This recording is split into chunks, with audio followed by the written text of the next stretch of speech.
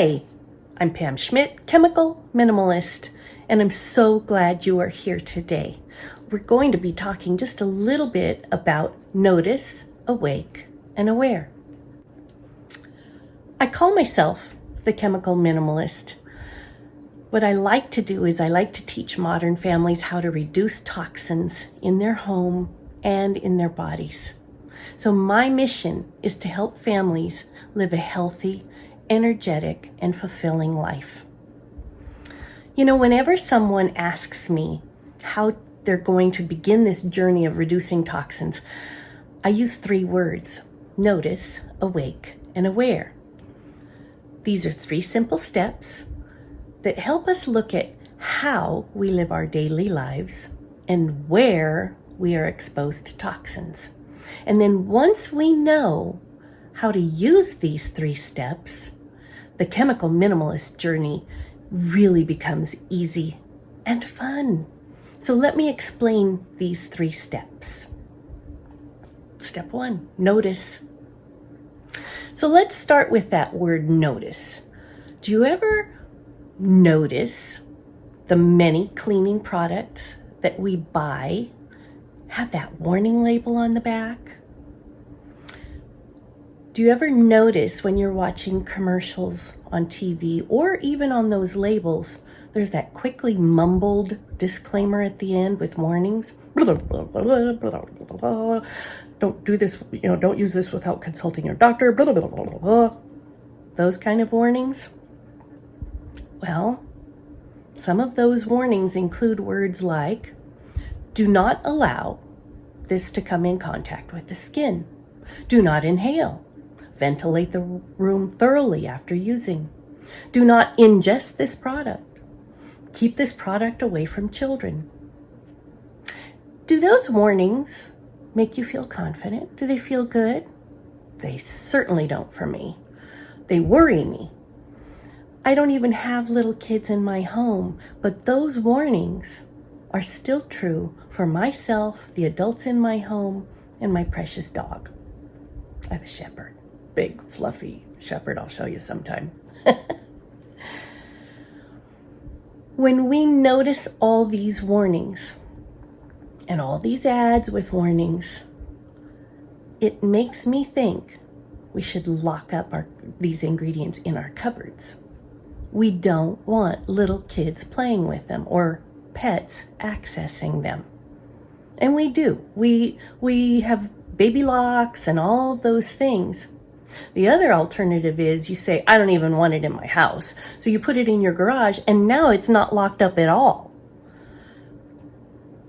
I think that's when we need to notice that these toxic products are things that are impacting our health in a lot of ways. So we're moving to step 2. Step 2 is awake. Now, once we notice the warnings, we become awake to the hidden and subtle nature of toxins.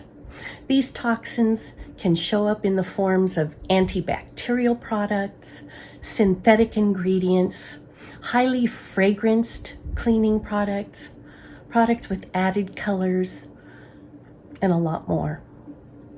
So when we are awake, we will become awake to the negative impact of these toxins, including hormone disruptors for all ages, asexual development in kids, immune disruption. It affects our emotional health, and there are many other negative impacts. Those are the biggies to me.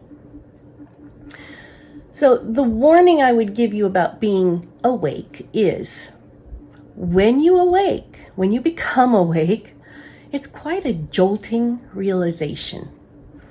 It's uncomfortable. It can make us feel powerless. So the faster we can move through the awake stage, the better. So let's go on. After awake comes aware. Now, here's the power. Here's where you want to stay for the rest of your life. Power comes when we are aware of what we can do. We can reduce toxins. There are healthier ways. Chemical minimalism is easy and it's fun. Really. Being aware of the toxic ingredients in our everyday cleaning products, in our everyday lives, helps us to identify and find what we want to replace with alternative healthy ingredients. These ingredients can be helpful for cleaning, they can be good for our bodies, and sometimes they are even good for our emotional health. So once we become aware, we want to stay there. We want to live there. Why would I want to go back to adding toxic ingredients into my life once I'm noticing, awake, and aware? And I feel that for you too. Can I talk about it a bit more? So let me give you an example of notice, awake, and aware. This is purely hypothetical, okay? Imagine yourself at home and you have a little one, a 2 or 3-year-old in the house that you're caring for, and you've been doing your tasks, and then you take a little break to play, and back and forth, back and forth. And at a certain point you kind of think, I'm tired. I just need a sit break. I'll just take a few minutes and sit and watch the little one. Next thing you know, you are awake. You're awakening. Oh no, what happened? Did I fall asleep? How did I fall asleep? Where's the kid? And so you jump up and you quick scan the room and you realize the child is just a few feet away. Oh, thank goodness. Whew. That awakening is jolting. But wait, what's going on?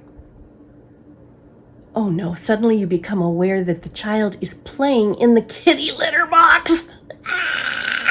They're fingering the kitty litter and pretending that they're at the beach.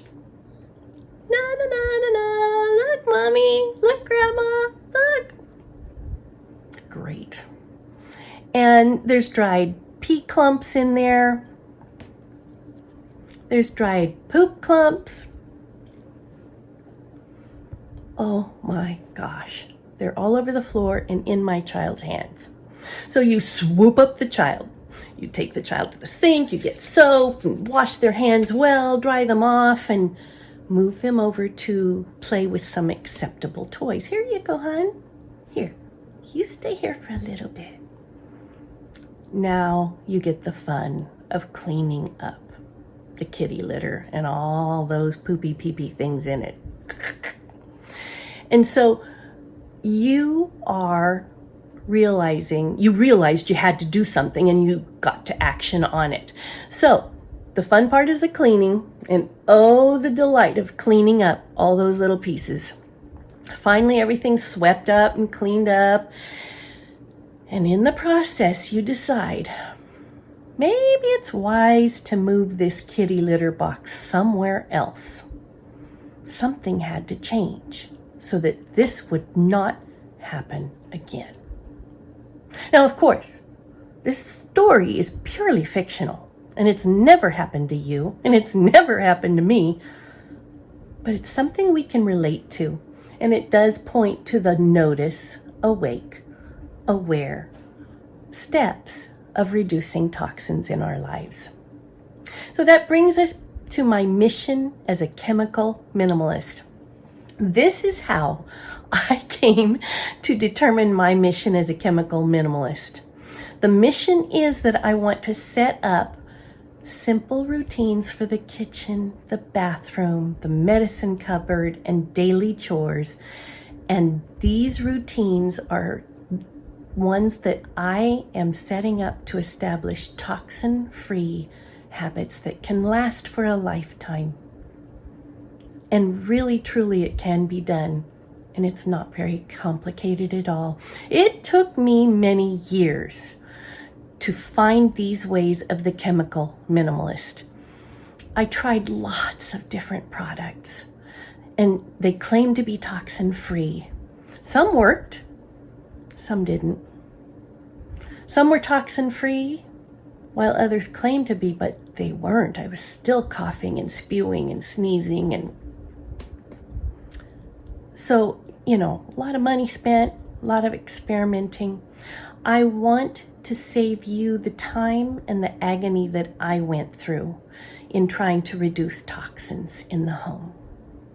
So I found that there are some typical experiences that people come up to when they're considering the chemical minimalist journey. So experience number 1, it's our challenge.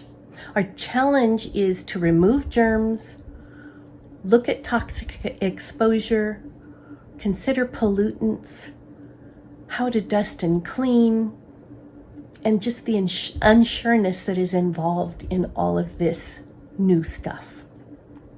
Experience number 2, the way it makes us feel. This whole thing of beginning to be awake and aware makes us feel overwhelmed, uneducated, tired and worried, sneezy, wheezy, itchy, frustrated. The last experience involves chemical minimalist solutions. Now, these can bring satisfaction, peace, knowledge. You can feel healthy and safe. And most of all, you feel confident that you are doing the best for yourself and your loved ones. So I just have to tell you, I am excited that you are looking at and considering the chemical minimalist journey. If you are interested in learning more about the chemical minimalist experience, check out my website, chemicalminimalist.com. You can subscribe to my channel on Rumble and on YouTube. You can find me at Telegram as well. So join in, and you can even email me, pam@chemicalminimalist.com. And I'd love to interact with you. See you later.